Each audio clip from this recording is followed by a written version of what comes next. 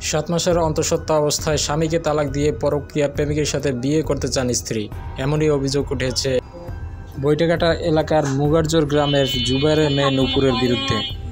বিস্তারিত থাকছে শরীফ টিভি বাংলা সংবাদে।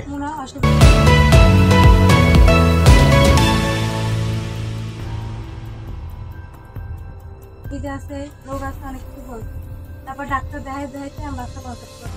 তারপর আমি লাগে রমুনা পর আমি হেরে বলতেছি যে বারবার রমুনা। ডিজিটাল যুগে নারীদের নৈতিক অধপতন হওয়ার গুরুত্বপূর্ণ অভিযোগ উঠেছে।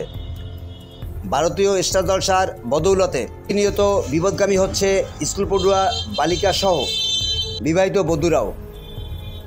গত 6 বছর ধরে সংসার করে আসছে বৈটাঘাটা এলাকার মুগারজোর গ্রামের জব্বারের মেয়ে নূপুর। বিয়ের পরপরেই মা হন নূপুর।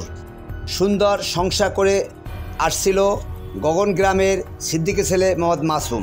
স্টার জলসার বদৌলতে এবং কালবৈশাখীর সবল হানা দেয় নূপুরের সংসারে। শুরু হয় নূপুর এবং নেয়ামতের পুতুল পুতুল খেলা। পরকীয়া আসক্ত হয়ে পড়ে নেয়ামত ও নূপুর। সেলুকাস আর বিস্তৃত চিন্তাভাবনা, সংসার ধর্মের নীতি আদর্শ বাদ দিয়ে নূপুর তার স্বামীকে ফাঁকি দিয়ে দিনের পর দিন নেয়ামতের সাথে বেআইনিভাবে মেলামেশা করে যাচ্ছে। আর সেই কারণে মা হতে যাচ্ছেন জব্বারের মেয়ে নূপুর। আর সেই ঘটনা নিয়ে সমগ্র গগন এলাকায় তোলপাড় সৃষ্টি হয়। যে তোমার এইরকম মানে হে স্বীকার করে না, আমি তো বলতেছি যে এইরকম এসব আমার কেল্লা কোনো সম্পর্ক হলো না, আমি ঠিকই এলাম। তারপর তুমি লাগে সম্পর্ক ছাড়ে না, কোনো ছাড়েই না। মহা টেনশনে পড়েছে এলাকার চেয়ারম্যান সহ জনপ্রতিনিধি এবং রাজনৈতিক শীর্ষ নেতৃবৃন্দরা।